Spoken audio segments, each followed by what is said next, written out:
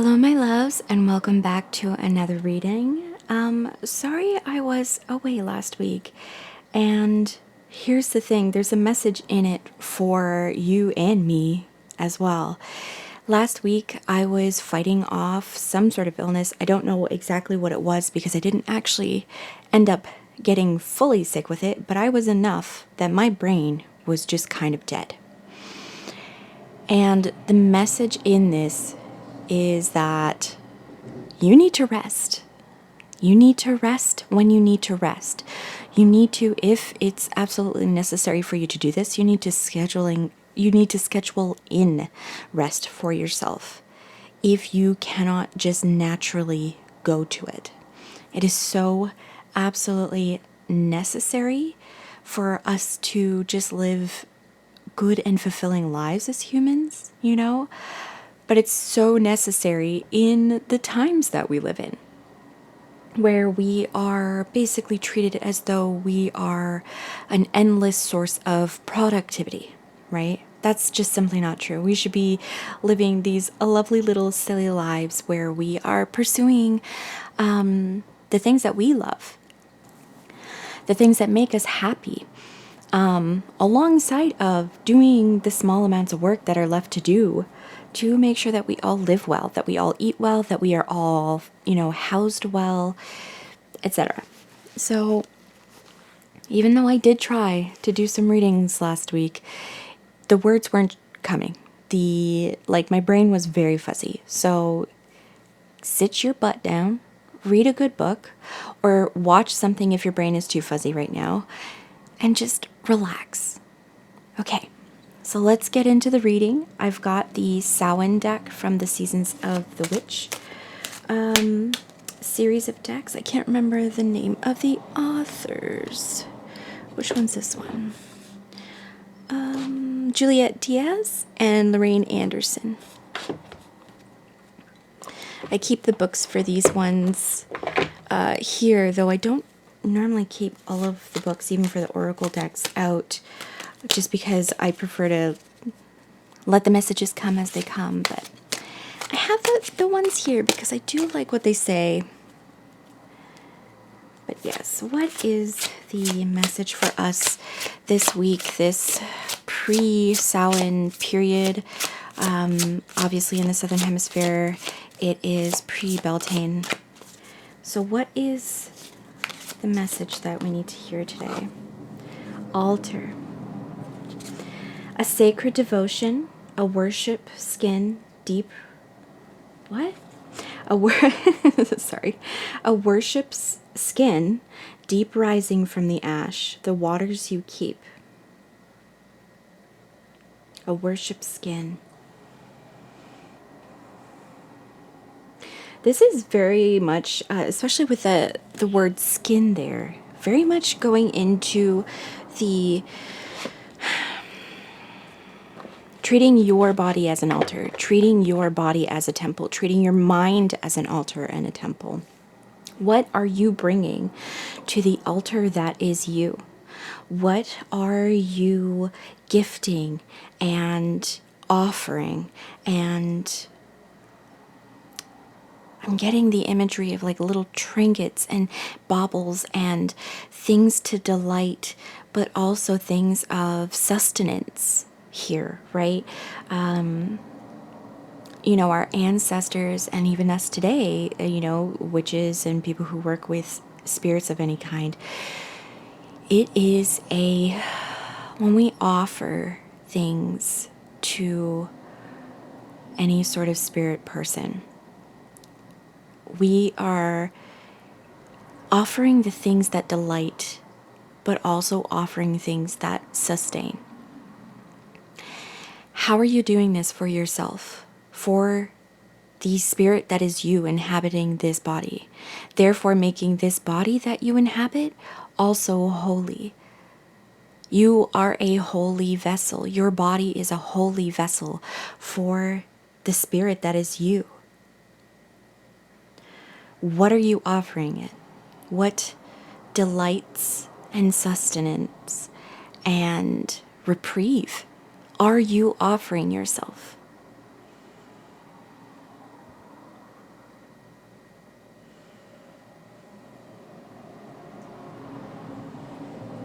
I'm also seeing that this is also, it's not just what you're doing directly for your body, but in the mind space as well, your spirit space.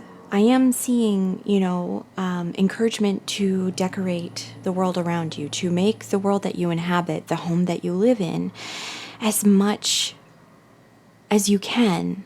Make it delightful to be in. Make it beautiful, make it sparkly, make it shining, make it have all of the trinkets and baubles and things that you adore seeing, that bring you delight. I mean, in the Northern Hemisphere here, we're getting into Halloween season. Well, we've been in Halloween season. I know a lot of people start decorating early in September. But we're getting into the seasons where we are decorating our houses a lot, right?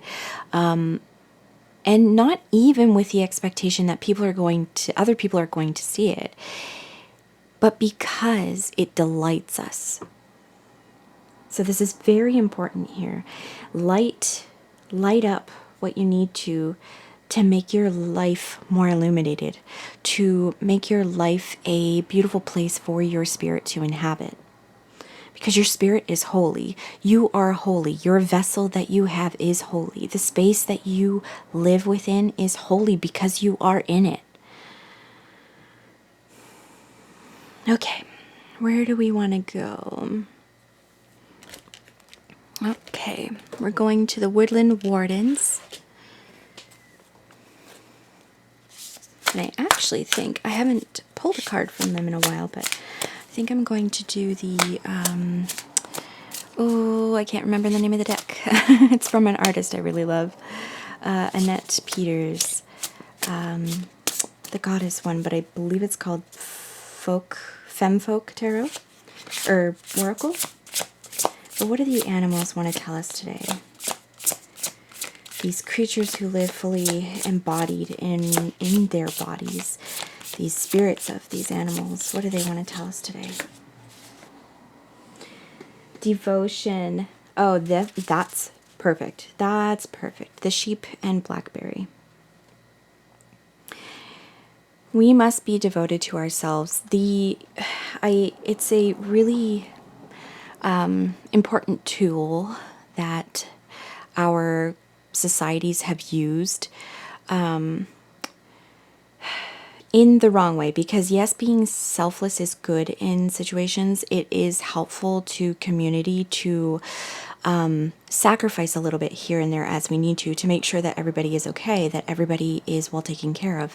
However, the icky other part of that, especially, as I talked a little bit about how our society sees us as these endless cogs of production, and as soon as we're done, as soon as we are unable to work anymore, we are no longer useful to society, and that's simply a lie.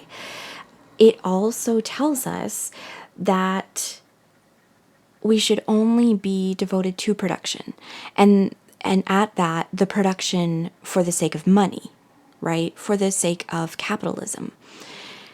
Here, because we have the altar, because the altar is us, the temple is us, our lives, we need to be devoted to ourselves, which is part of the whole "you're a cog in a machine" thing that our culture likes to take from us. That we also deserve to have the devotion of being worked on, have the devotion of pursuing the arts and crafts and the knowledge that we ourselves want to gain for ourselves, because again, they're almost offerings, they're baubles, they're things that bring us delight and joy, right? And our society tells us we're not supposed to be doing that, because the thing that we have to be most concerned about is how big our GDP is, or, our country's GDP is. Make that number go up. And for what? For us all to be stolen from? For our altars and temples that are ourselves? our families, our arts to be stolen and raided and razed and completely devoid of anything anymore, that we as individuals, we as the people who truly have made the rich rich, for them to steal all that from us. And then we have nothing for ourselves anymore. We have distraction. We have distraction. We have guilt and shame that is placed upon us when there should be no guilt and shame placed upon us for desiring to live our lives for ourselves. We need the devotion here to be focused on ourselves. And here's the really cool part about being focused on ourselves is that I think generally most people want to help out in their communities. They want to help out their family and friends. That's just a part of being human, because we are communal animals, right? We are this species who thrive in community. So it is natural for us to want to help out. And so these are little sacrifices of time and effort that we have to put in to make sure that our communities are well. But here's the beautiful thing about devoting time and energy and devotion to ourselves is that when we shine bright, because we are taking care of our inner needs and desires, that also services our communities because we shine bright. Because when we have everybody following the desires that they have, the threads of things that really pique their interest, that becomes a boon for the community that you live in. Because if we had, and just taking it back to just simplistic sort of like pre-industrial times, if we had no one who was interesting in metallurgy, where would we be getting nails to build our houses with, right? Where would we be getting the weapons to defend ourselves with, right? Mostly, though, to be honest with you, it is mostly until a king comes in and says, well, you're under my jurisdiction now. But it is mostly just the things that we need to survive, right? Because somebody wanted to play around with metal in fire, right? We wouldn't be able to have the bakers and pâtissière, we wouldn't have these people just discovering things because of the love for things. We wouldn't have these things to enrich our communities. And now we have a lot more things that can enrich our communities, because people have way more time on their hands. We also have way more technology to be able to do these things. So we become also an offering at the altar of community when we take care of ourselves, when we devote ourselves to ourselves. Our lights become brighter by feeding into our desires, by feeding into our curiosities. We become brighter. And that inspires other people to also feed their fires, their altars, their devotional practices to themselves. And then they become brighter. And it becomes such a beautiful community that has so many differing facets that allows for that community to be incredibly resilient and ingenious when any problems come up, because you have so many minds who have followed different paths on how to think through the issues of whatever craft they have, that they can apply those things to issues of community.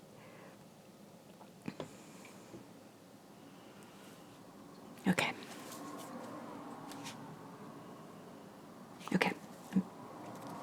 We are going to go now to the Femfolk Oracle deck and see who comes out. Oh, yes. My fingies automatically brought the book with it, which is good because I do want to read the book because there's a lot of goddesses in this deck that I simply either haven't heard of, well, not a lot actually, but have never worked with and have never really, gone and dug into. So, all right. Oh, not Annette Peters, my bad. Annette Pierso and Israel Gonzalez. Okay, goddesses, what is your message for us today about this topic of worshiping ourselves, of being at the altar for ourselves? Do you want these ones?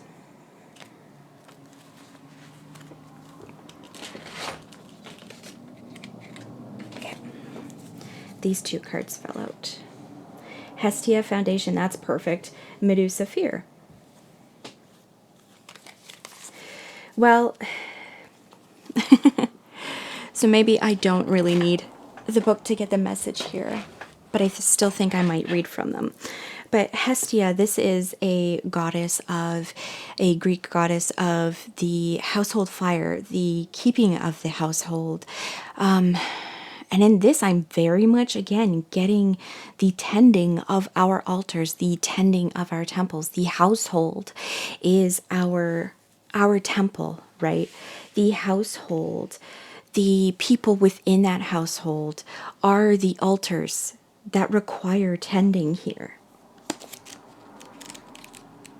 So let's read what the book says.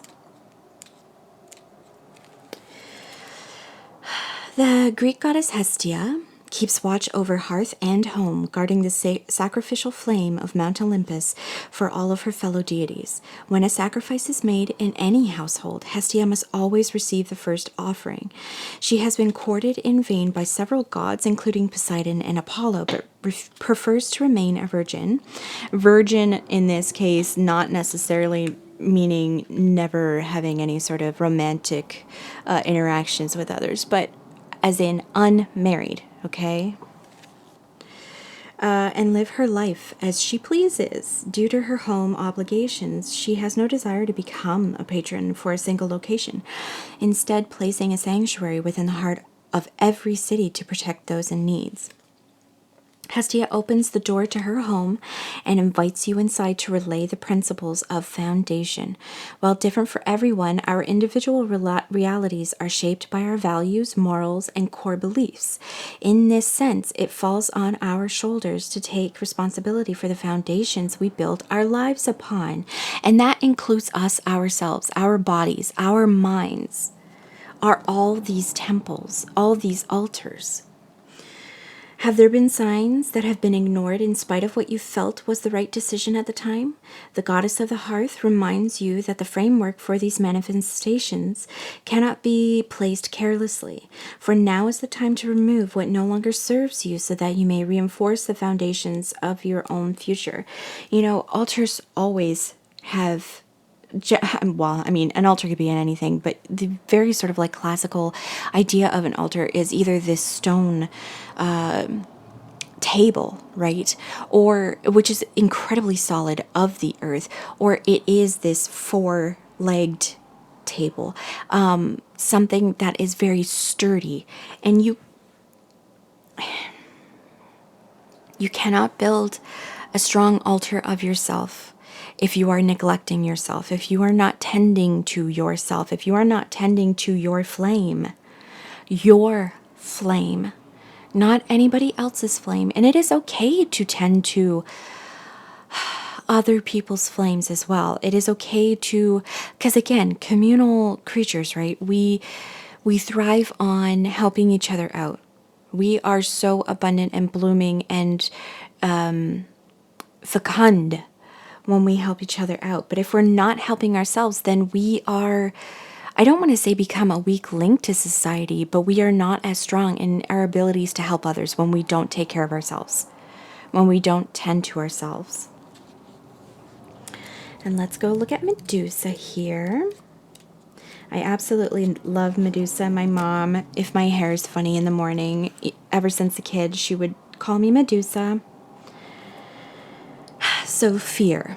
As one of the more controversial tales within Greek mythology, the legend of Medusa brims over with interpretations. One of the prevailing tales begins with Medusa working as a priestess within a temple of Athena, the goddess of warfare and wisdom. The sea god Poseidon made repeated advances towards Medusa, but she refused as she wished to remain chaste to continue her role as priestess. Poseidon would eventually attack Medusa, causing Athena to grow angry and transform her into the now familiar serpent-haired Gorgon form. In this form, Medusa has the ability to turn anyone she gazes upon to stone, but whether this was a gift or a curse remains up for discussion. Regardless, the name Medusa is derived from the ancient Greek words guardian and protectress. This is absolutely perfect. These cards that have come out today. Medusa looks in your direction to help you master your fear. Those who wish to oppose you on your path towards harmony will always attempt to use your fears against you. This is how they control you and force you to feel as if you are powerless to fight back. Medusa understands this despair and wants to help you see how capable you truly are. Have you felt trapped within the role of victim in situations in which you previously felt safe? Some may attempt to keep you locked away in hopelessness, but trust that they will never succeed. Now is the time to look upon those barriers, turn them to stone, and prove to yourself that fear is no longer in control. So, in the context of this entire message, where is it that you are fearing to tend to yourself? Where is it that you are fearing to be devoted to yourself? That is all Medusa wanted, was to be devoted to Athena, to the temple, of being a priestess in her life. And this isn't to say that you need to sort of like remove yourself from society at all with this. Not at all. Not at all. As I've said, when our lights shine brighter, we lend light to others for their lights to shine brighter, right? Our lights here, right? So where is it that you are afraid of other people and what they have said to you about your path? Where is it that you can either, if you don't want confrontation, although I will say confrontation is sometimes necessary, if you don't want the confrontation of telling somebody, okay, it's not okay for you to talk about my path like that. It's not okay for, I don't appreciate when you say the things that you say because it makes me feel like I shouldn't be pursuing the things that bring me the most joy and happiness and keep my inner fire alight. You know, whether this is family, I'm definitely picking up some family vibes here because, you know, family always feels like they have a right to say things about what you're doing with your life. And let's be honest, those people tend to be the people who have basically just lived the same kind of life that most of their ancestors have lived, not going outside of the bounds of anything, not exploring themselves, in fact, shutting down that childhood sense of self that was curious and wanted to explore things and discover things.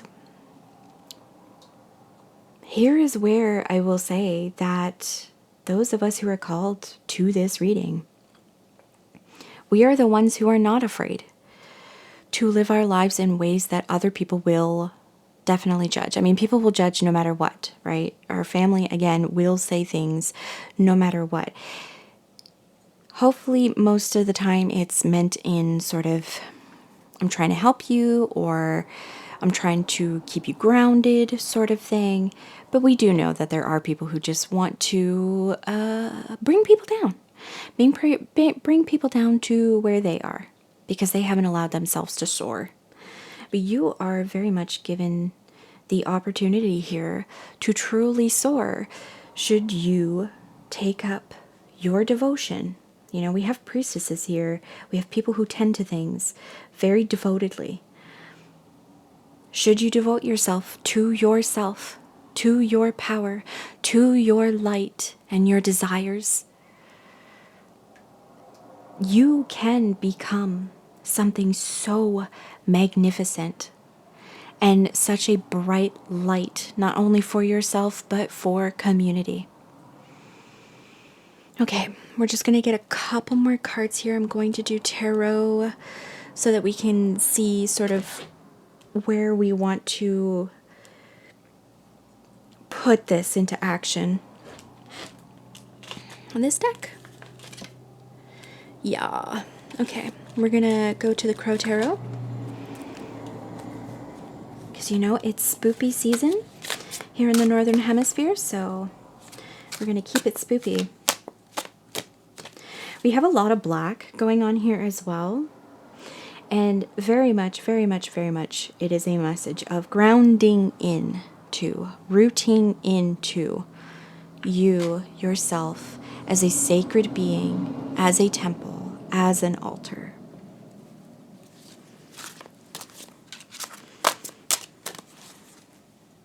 And that way you can get all of the nutrients you can from this so that you can bloom. All right. What do we need to know? Oh, hello. Oh my goodness. Okay, so hilariously, Judgment came out several times for me already today. This is the ability to rise up and above and beyond and rise into your magnificence, rise into your holiness, your sacredness. So funny, we got fear again. So if we devote ourselves here, if we get into this, if we truly see the worth, I mean, what is like, how is life worth living if you're not living it for yourself? And that doesn't mean, again, that you have to be completely selfish and all the time. I mean, you can certainly be selfish with some things, you know, the amount of time you spend with others and things, if you know that you have projects that you are so passionate about and need to work on, right? We sacrifice the time that we need to ensure that our communities are wonderful and beautiful places to be, supportive places to be. But when we give ourselves the time to be devoted to ourselves, to the life that we want to live, we rise so high. We rise above what it is that this human life, you know, and especially this societal life that we live right now on this earth. We rise above that and we become something of a reflection of what other people can become too when they look at us, right? We become a mirror for them, except the mirror shows them that if they devote their time to the things that they would like to pursue, their world can be amazing as well. But we got to let go of this fear. We got to let go of the fear of disappointing people. I know that sometimes some people will... It's common for us to think that we should all desire to live these sort of simple, common sorts of lives where... Oh, there's a chickadee who just came. Sign for anybody who loves chickadees, okay? This is your message. Oh, goodness, what was I saying? It is common for us to get upset when we discover that we can't live a life that everybody else thinks is the normal way of living life. You know, you're born, you have your childhood, you get educated, you get a job, you get married, you get a house, you have kids, and that's like it. That's not for all of us. It's not that is, you know, especially the kids having part, that is an important part of what we do here. You know, teaching the young gives us the opportunity to learn even more for ourselves from the perspective of adults, right? But getting married is not necessary, you know. These institutions that kind of want to chain us, they're not necessary. You can love people, you can be with them, you don't have to get married. I have a partner of 20 years, you know. We just came to our 20 years, and it's beautiful that we don't put those chains on each other. It is It can be so freeing to leave this stuff behind, right? To leave the ideas that others have had of what you should be behind. Because they're not really going to serve you. Think about the things that are actually going to serve you, because you have to live your life for yourself. Life is not worth living if you are not living it for yourself, right? And look behind you. Leave behind the fear of these cups falling over. It doesn't matter if they fall over. There's more cups to be had. There's more water here to pull from.